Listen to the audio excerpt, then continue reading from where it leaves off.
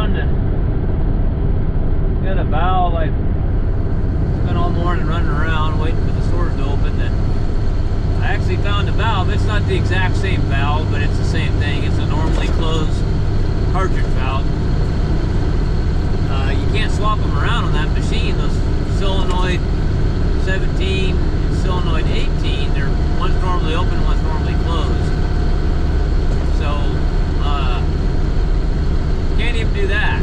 So we're heading down there to install this valve. I had to get a new coil because this valve, the stem was bigger when the coil slid over, so the coil we got wasn't going to work.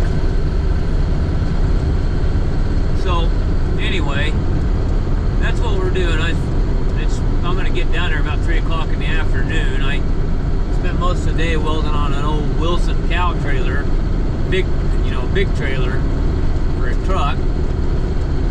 Everybody's hauling cows right now, and the I-beams where they are welded to the old, I mean, this thing's like a 1980 something. It's an old, this sumbitch has hauled a lot of cows. The people that used to own that trailer,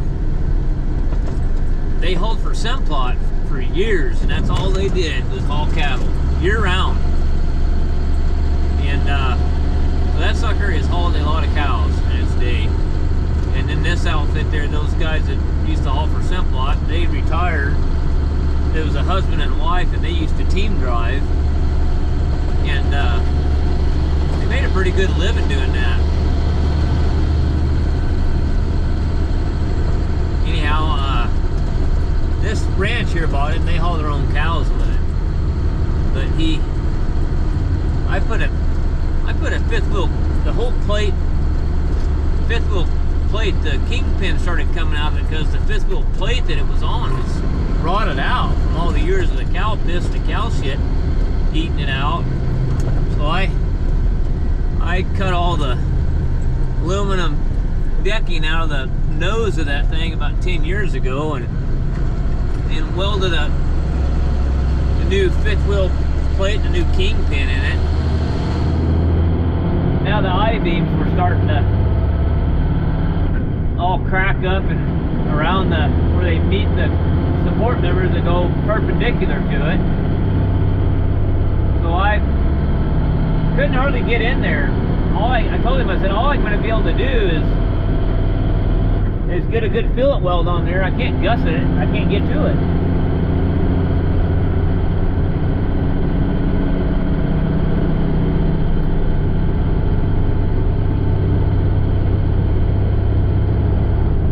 Let him around me.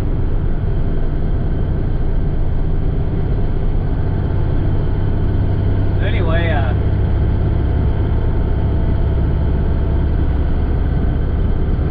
the fifth wheel plate was in the way, and where the I-beam was, it was way up in, I mean, I could barely reach it with my hand, but I finally got comfortable to where I could weld on each side of the I-beam. And what I did is I couldn't grind on it to clean that prepped metal up. I couldn't get to it with a grinder or a die grinder. There's no way. The only thing I could do is take my torch and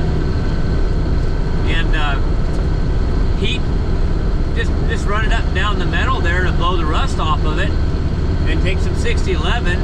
6011 is really good for dirty metal. And I take that 6011 and just start uphill with it. Start making some root passes with it, and get it cleaned up, get the slag off it. Then I took my LN25 flux cord with 045 wire in it, then we went uphill with that, and we made really good fillet welds on all of them. It actually turned out pretty good. So now we're just getting down here to see if we can get this thing going and get these guys in business here. Okay, so here's our new one versus the old one.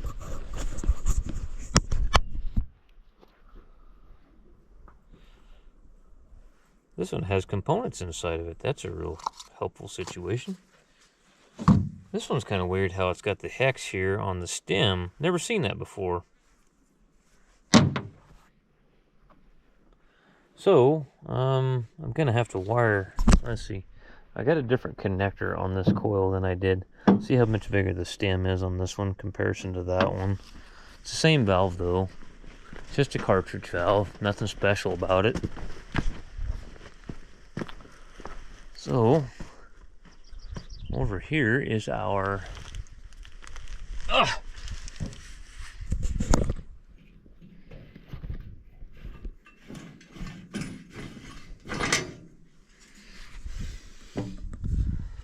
where the action needs to be taking place. Back in here. Hold on, I'm gonna get my sunglasses off of my head. So I don't know what we were thinking, but this one's... we can't use that one on there because that's a normally... that would be a normally closed... that would be a normally closed solenoid valve. So we can't do that. I mean, normally open, I should say. The one we're putting on there is actually normally closed. The one that well, we were trying to do something. It was a holiday. It was Friday evening, and we knew that we were screwed. We weren't going to get anything. We weren't going to get nothing till Tuesday. You know? Being it was a holiday weekend. So, you know, something I want to tell you. These guys, the undercarriage, the pads are the same, but it's got new rollers, it's got new front idlers, it's got new sprockets, it's got a new engine. That engine's new. It's got new, all the pumps have been changed. Every one of those pumps, they said, had less than 1,000 hours on them. So we replumbed the return line as well on it. See, they had a head on there that had a constant flow on it all the time. I'll show you here in a little bit what I'm talking about, but I don't have to put you in here like this. That's all I can do. I got to take this one and put it where that plug is, because I was trying different things the other day, and then I realized that one of these valves is normally open and one's normally closed. So putting a normally open valve where a normally closed one's supposed to be is not going to work very well.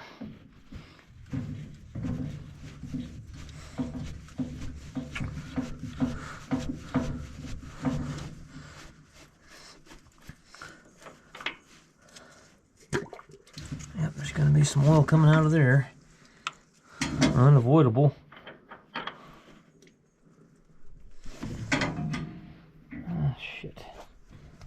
Rolled one of these O-rings.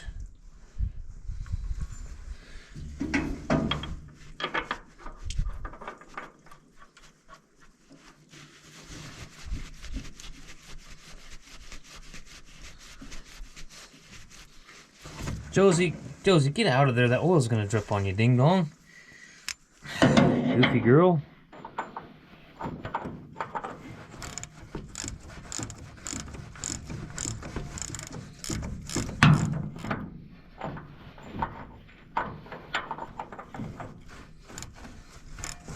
Then I still got to run a wire to this top coil from the solder relay because it's not staying energized. This wire's broke somewhere. I think that's what happened on this. These guys they needed constant flow, and you can tell that valve that was missing guts out of it, they intentionally broke that because they needed more flow. They intentionally did that.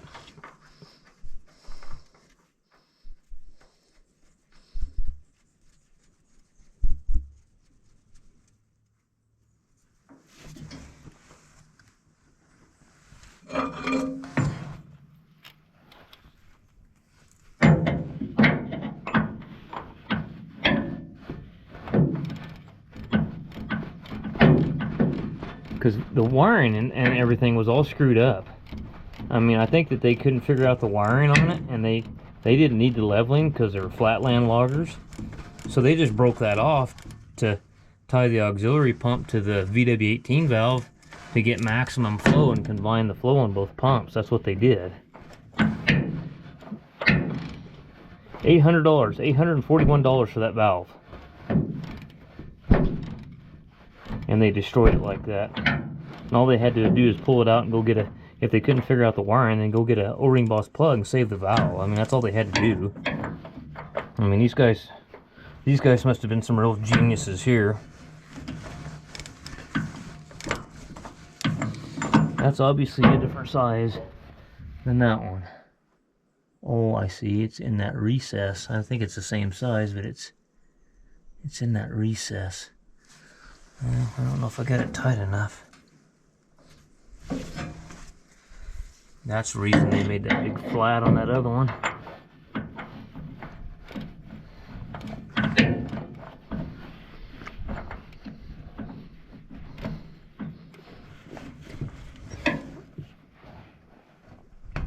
Okay. About as tight as I'm going to get that. Okay, so this coil here, this one went on top. This one here actually goes on the bottom.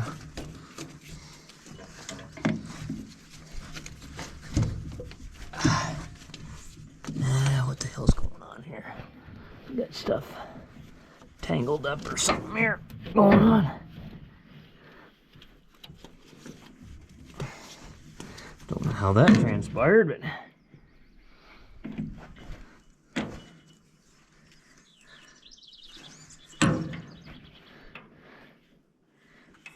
let's see here.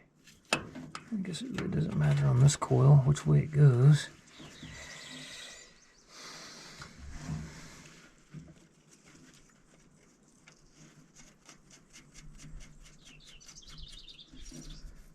Go get the new coil, or I need to undo this because this will plug into my new coil.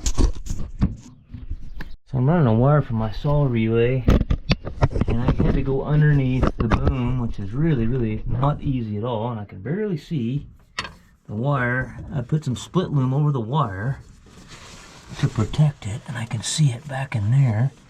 I'm trying to get this bar. Maybe I can drag it towards me. Oh, come on, light. Stay there. Yeah, see it there. I wonder if I can get my hand back up in there and grab it somewhere.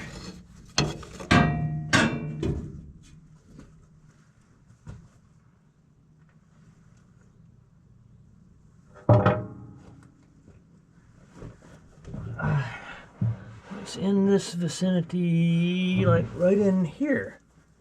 I see it. Come on, man. So close. Every time I think I got it, I'm grabbing a twig. Okay, I got it. I got my wire I ran across. Alright. So now I gotta tie into the brown wire, or yellow wire. It's faded out, it looks like it's brown. Okay. Tie into the yellow wire for solenoid 19. And then we can fire this thing up and test it. Okay, so I had a butt connector here. And you should heat shrink this stuff, but it's kind of right now, it's just, let's just go. Yeah, the guy that was, you know, you guys can get as mad as you want, but I'm going to call this guy out. You can't run these guys down. They're trying. You know, they're not made out of money. You know, it just totally pissed me off because I was in their shoes. I was in their shoes exactly as they are. I didn't have nothing. I didn't have pot to piss in and window to throw it out of. You know? And to sit there and disparage them and run their equipment down like that and pile of junk this and blah, blah, blah, you know, it just really pissed me off. You know?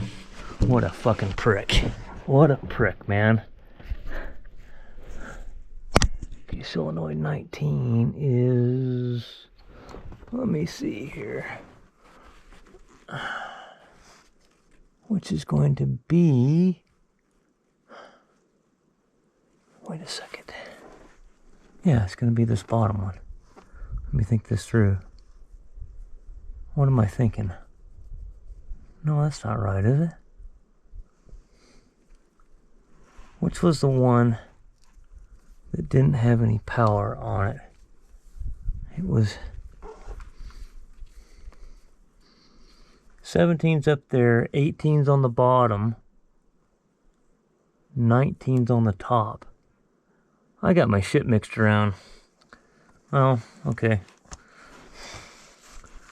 I got my shit all mixed around is what happened.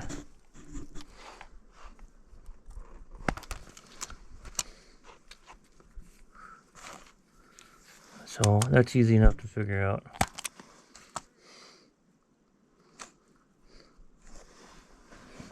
I don't know how I did that, but somehow I managed to get that all screwed up in my head.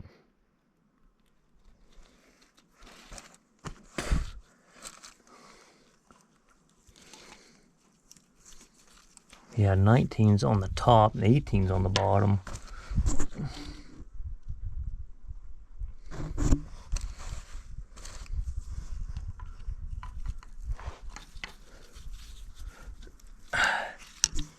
We'll have to tidy all this up once we get it like it's supposed to be.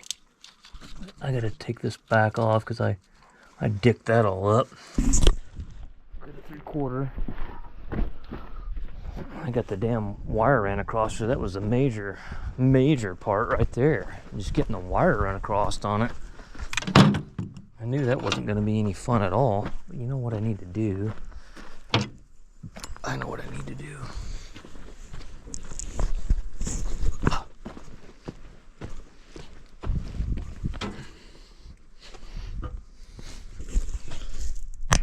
So I got to take both these coils loose and take the wire, the plug-ins.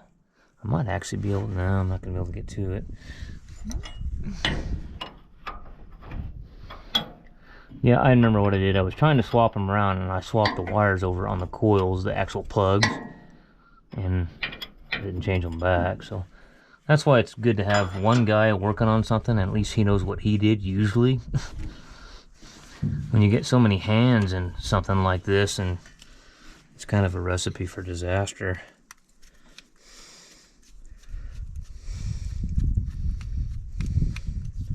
That one will go on the bottom. And then this other one. Shit, dropped the nut. I'm gonna get down there and see it laying on the track.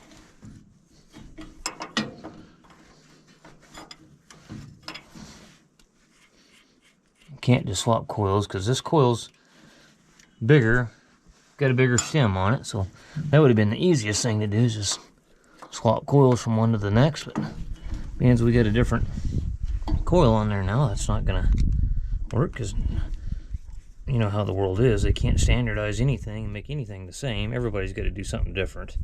Everybody's got a better idea, and you know how that shit goes. So this one here is going to go on this one.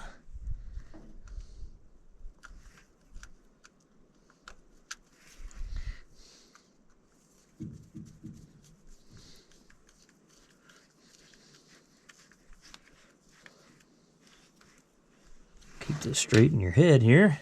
And this one will go on top. This is solenoid number 19. What the hell's it go here?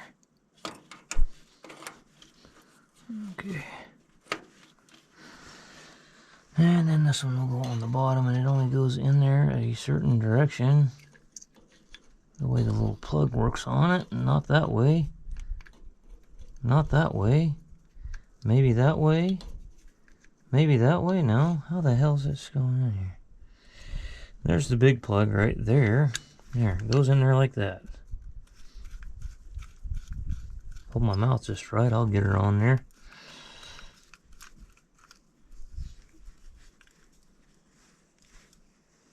Okay.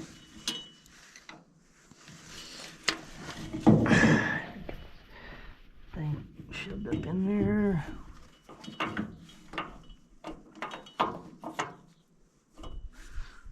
Nut on that one. I gotta jump down there and get the nut for the other one.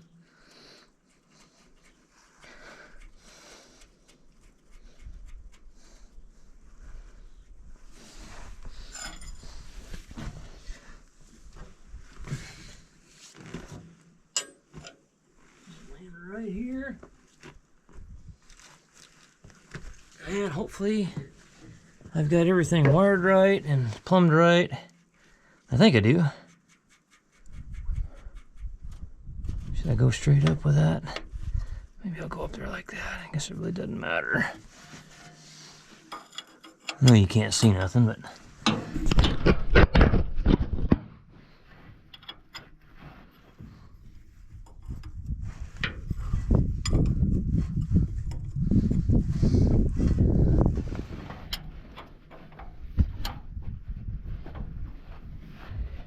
Let's get a socket for this one, I think.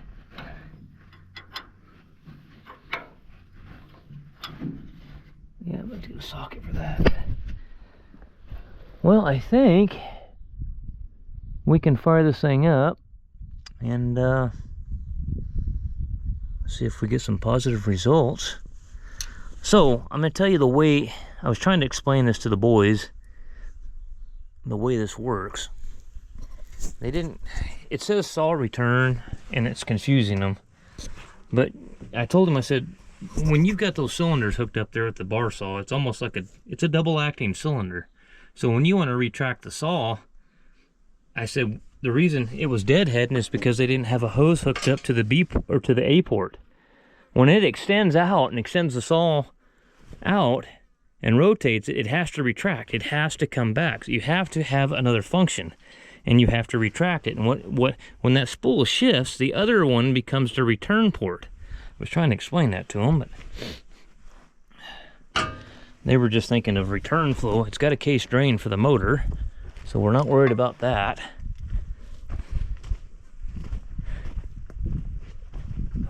Okay.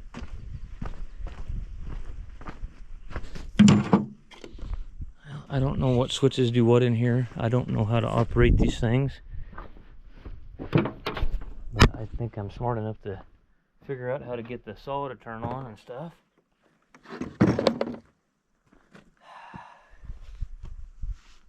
Yeah, it's got a brand new 8.3 Cummins in it. All of them pumps are new. Okay, we should be able to fire this thing up. And let's see what we got. And if everything's correctly plumbed, we should have tilt now on the cab. Should be able to level our cab out.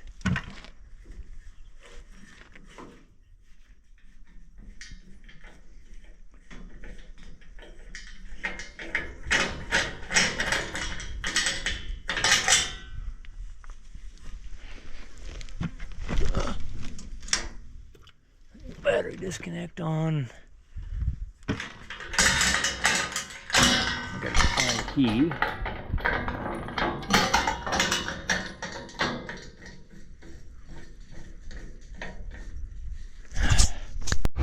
Well, guys,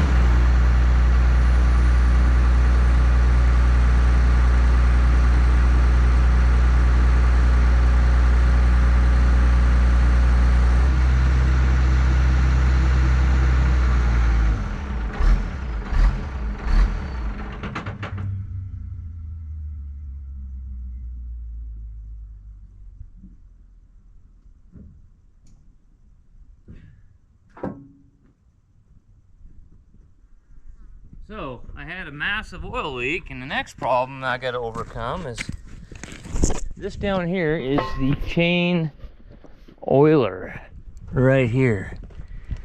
And I was looking in the book, it's blowing oil out of the bottom of the chain oiler. The seals must be blown out. One thing I think is the problem, I had to cap it to test it because it was blowing oil out of there so bad. So you can see I've got some jerry-rigged caps in here. But you know what, boy, we're starting to whip this thing's ass. We don't got much more to go. I got to get a hold of them, and I wonder if we can just get another oiler and stick on there. What'd I do with that Timco service manual? Trying to find what I did with the Timco manual. But no, we have leveling now with the saw on, so hey man, we're doing pretty good. We're doing pretty good. So we gotta check out and make sure we don't have any other leaks. I know I tilted this back and there was oil sitting in here, so now it's dripping out of there from all the stuff that was sitting in there. But I gotta find the Timco book, and then I'll show you how that thing's supposed to work. Okay, oil gravity feeds from oil tank, which is over here. You'll see a hose. It's got a hose clamp on it. There's a tank incorporated right in here, and this got a nipple on it, and the hose feeds it right here.